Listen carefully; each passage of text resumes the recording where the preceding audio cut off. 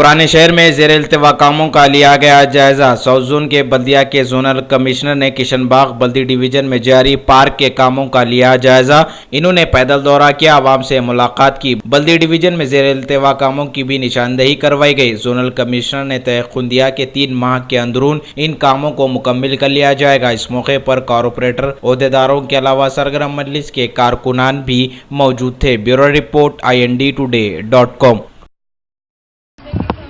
Kishanbagh division में Bahadurpura constituency में honourable MP साहब और ऑनरेबल MLA साहब इंस्ट्रक्शन दिए से और हमारा कॉरपोरेटर सलीम साहब के साथ पूरा हमारा एग्जीक्यूटिव इंजीनियर, हमारा DE पूरा ये 2-3 इम्पॉर्टेंट काम है। एक है किशनबाग पार्क, वो बहुत दिन से प्रोजेक्ट विंग से काम चल रहे हैं, लेकिन ज़रा स्लो तेज थे। अब 6 महीने से वो जल्दी कर रहे हैं।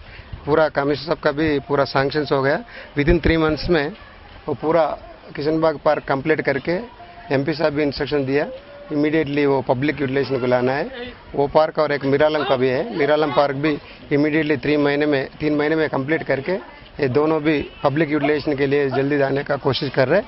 और ऐसी थोड़ा ये असद बाबा नगर में भी 4-5 रोड ये ड्रेनेज का प्रॉब्लम तो ड्रेनेज कर दिया GHMC पूरा हमारा इंजीनियर्स।